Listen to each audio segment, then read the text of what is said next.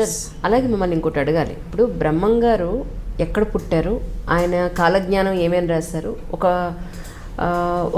20 ఏళ్ల తర్వాత లేదా ఒక 100 ఏళ్ల తర్వాత ఏం జరుగుతుంది అనేది ఆయన బ్రహ్మంగారి కాలజ్ఞానంలో రాశారు. ఆ పుస్తకం నేను చూడలేదు, మీరు నేను చూసారని అడగండి, నేను నిజంగా చూడలేదు. సినిమాలో కానివ్వండి, బయట వాళ్ళు చెప్పే విషయాల్లో కానివ్వండి, మీరు దాన్ని కూడా అబ్జెక్ట్ చేశారు. బ్రహ్మంగారు కాలజ్ఞానం అనేది కాదు, ఆయన ఇక్కడ లేదు అని. ఏ విధంగా మీరు చెప్పగలిగారు? అక్కడ యాక్చువల్లీ ఆయన పుట్టిన ఊరు ఉంది, ఆయన రాసిన పుస్తకం కూడా ఉంది కదా, కాదంటారా? అంటే I have to relate a few answers. మీరు ఇంతకు ముందు కూడా గ్రహణాల గురించి ముందే చెప్పగలరు కదా అని అన్నారు. We will address all of them. Brahmam గారి కంటే ముందు పుట్టిన ఆయన పేరు నోస్ట్రడామస్. ఆయన లేదు, నోస్ట్రడామస్ సైన్స్ ఏమీ లేదు. నోస్ట్రడామస్ అనే ఆయన ఫ్రాన్స్లో పుట్టిన ఒక astrologer who was also a physician, అప్పటి డాక్టర్. నోస్ట్రడామస్ ఇచ్చిన ప్రెడిక్షన్సే అన్నీ నిజమైనాయి.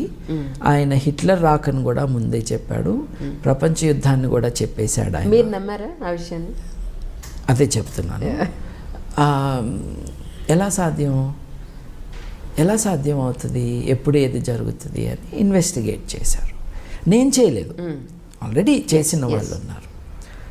దాంట్లో తేలింది ఏమిటి అని అంటే, నోస్ట్రడామస్ ఒక ఇంటాలరెంట్ సొసైటీలో ఉన్నప్పుడు తను రాసింది ఎవరైనా క్లియర్గా అర్థం చేసుకుంటే చంపేస్తారని అప్పుడు చర్చ్ ప్రతి ఒక్కరిని చంపేస్తూ ఉండేది.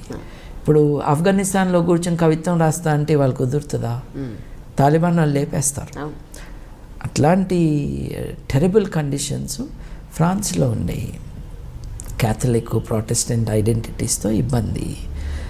ఈయనేమో ఇంగ్లాండ్లో ఉన్న ప్రొటెస్టెంటిజం వైపు మొగ్గు చూపుతూ ఉండేవాడు నోస్ట్రడామస్. ఆయన తన కంటెంపరీ ఈవెంట్స్ అన్నీ కూడా అర్థం అయ్యి కాని భాషలో, ఈ కాథ్రా అనే ఫ్రెంచ్లో 4 పాదాల కవిత్వం అది రాస్తూ ఉండేవాడు. దాంట్లో హిస్టర్ అన్న పదాన్ని వాడాడు. హిస్టర్ని పట్టుకుని హిట్లర్ అన్నారు. కానీ హిస్టర్ అన్నది ఒక భౌగోళిక ప్రాంతం.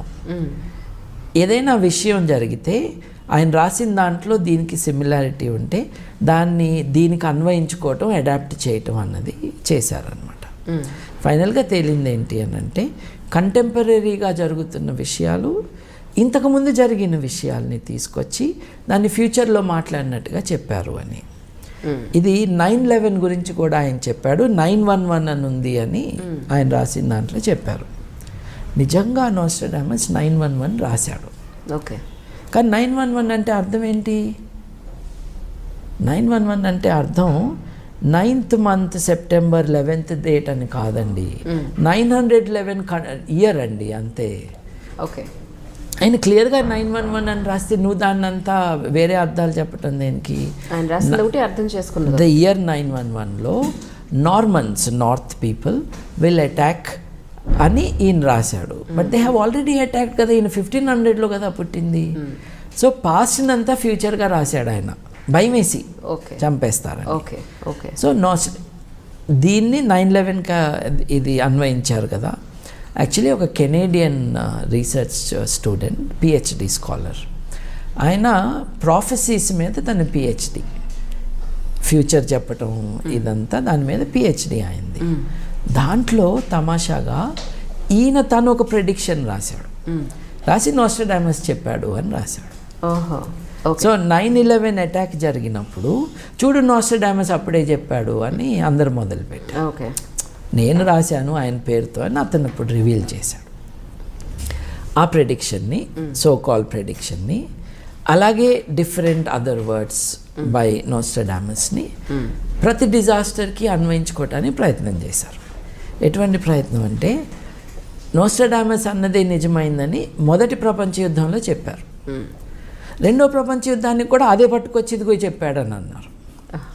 ఆ తర్వాత 9/11 అటాక్ కూడా అదే అని చెప్పారు. అంటే కెనేడియన్ది కాకుండా ఇతను రాసిన ఒక డిజాస్టర్ ఇది.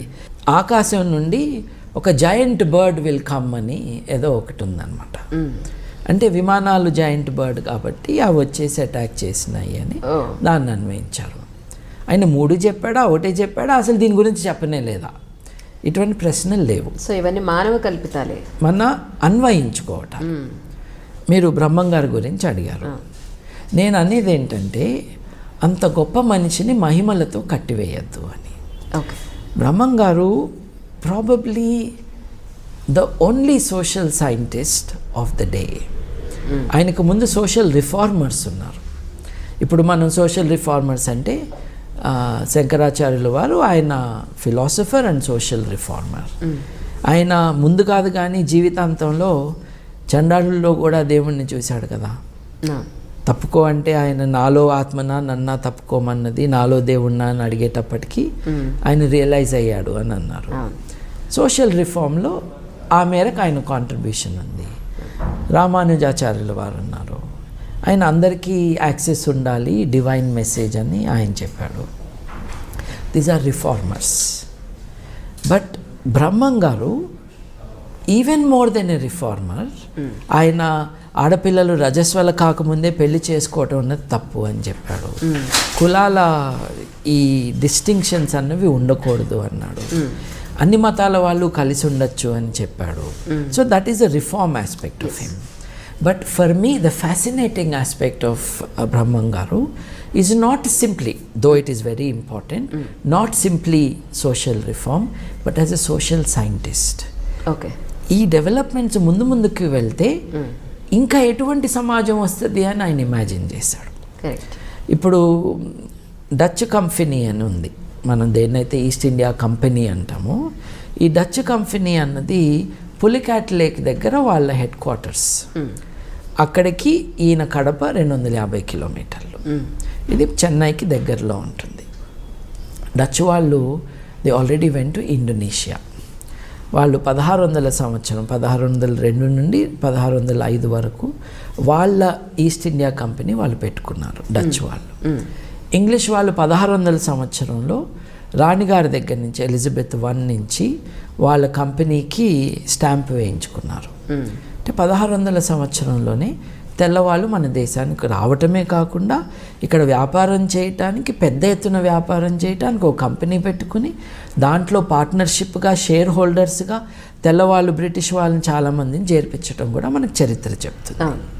బ్రహ్మం గారు 1608లో పుట్టారు అన్నది జనరల్గా యాక్సెప్టెడ్ థింగ్. ఇటీవల ఒక టీవీ ఛానల్ డిస్కషన్లో కూడా బ్రహ్మం గారి తరపున మాట్లాడటానికి వచ్చిన వాళ్ళని అడిగాను, మీరు ఒప్పుకుంటారా 1608 అంటే 5, 6, 1608 ఒక 2-3 ఏళ్ళు అటు ఇటుగా పీపుల్ జనరలీ బిలీవ్ 1600 సంవత్సరంలో బ్రహ్మం గారు పుట్టారు, ఆ సెంచరీ ఎండ్ అయ్యే లోపలే ఆయన చనిపోయారు అని. ఇంతవరకు seems to be an accepted thing about Brahmam garu. ఈ దేశానికి తెల్లవాళ్ళు వస్తారు అని వాళ్ళు ఆల్రెడీ వచ్చాక కదా చెప్పినట్టు. మరి 1600లో వాళ్ళు కంపెనీయే పెట్టింది. ఈయన 1608లో పుడితే ఈ ఆలోచన రావడానికి ఇంకో 15-20 ఏళ్ళు అయితే అప్పటికే తెల్లవాళ్ళు కంపెనీ ఆరంభం చేసి 30 ఏళ్ళు అయిపోయింది. ఆల్రెడీ జరుగుతూ ఉన్నదాన్ని లేదా జరిగిపోయిందని కొంచెం అడ్వాన్స్గా ముందు ఏం జరగచ్చు అనేది ప్రిడిక్షన్ చేసి చెప్పుండొచ్చు. అది ప్రెడిక్షన్ అని అనకూడదు, projection in to the future of current development. అది ఎంత గొప్ప ఎబిలిటీ అండి. అలాగే వీళ్ళు డచ్ వాళ్ళు ఇండోనేషియాని చాలా, డచ్ వాళ్ళు ఇంగ్లీష్ వాళ్ళకంటే చాలా ఘోరంగా డచ్ కొలోనియలిజం నడిచింది. ఇండోనేషియాని నాశనం చేశారు డచ్ వాళ్ళు. ఇండోనేషియన్ ట్రెడిషన్స్ని, కల్చర్ని కూడా స్టడీ చేశారు. ఎట్లా అయితే ఇండియన్ ట్రెడిషన్స్ కల్చర్ని ఫ్రెంచ్ వాళ్ళు, ఇంగ్లీష్ వాళ్ళు ఇద్దరూ చేశారు, అట్లాగే ది డచ్ స్టడీడ్ ఇండోనేషియా. ఇండోనేషియాలో మనకి తోలుబొమ్మలాట ఎట్లాగో నీడలతో కథలు చెప్పటం అన్నది వాళ్ళకొక విద్య, వాళ్ళ కళ అది. సో రామాయణం కూడా నీడలతో చెప్తారు అక్కడ, అటువంటి విద్య వాళ్ళది. తెర మీద నీడలు. బ్రహ్మంగారు అదే కదా చెప్పింది, కొత్తగా సినిమా అని చెప్పలా, ఆల్రెడీ జరుగుతున్న విషయం చెప్పారు. అలాగే గ్రంథి అనే ఆయన వస్తారు, ఆయనే గాంధీ అన్నారు.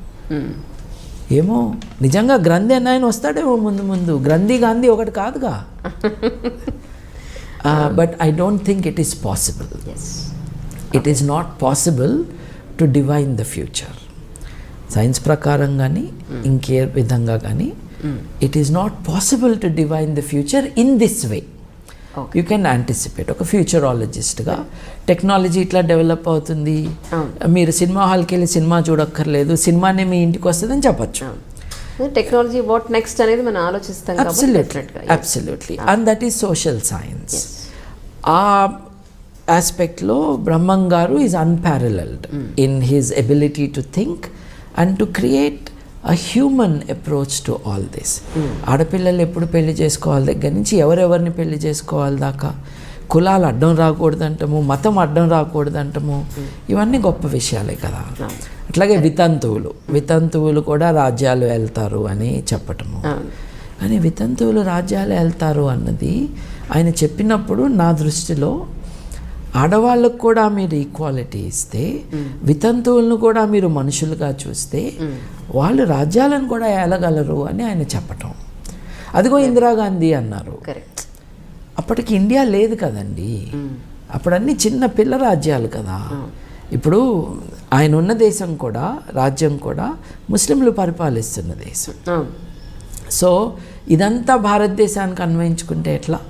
అప్పటికి భారతదేశమే లేదు కదా. కంపెనీ వాళ్ళు కూడా, ఇంగ్లీష్ కంపెనీ కానీ డచ్ కంపెనీ వాళ్ళు కూడా అప్పుడు కేవలం వ్యాపారం చేస్తూ ఉన్నారు. వాళ్ళు 100 సంవత్సరాలు వ్యాపారంలో వచ్చిన ఖండకావరం కావచ్చు, బలుపు కావచ్చు, ఆ రిసోర్సెస్ కావచ్చు, వాటిని వాడుకుని కదా భారతదేశాన్ని అదుపులోకి తెచ్చుకుంది వాళ్ళు. So when he was alive and saying these things, they were not our rulers, there was no India. సామ్రాజ్యాలు ఉండే అంతే.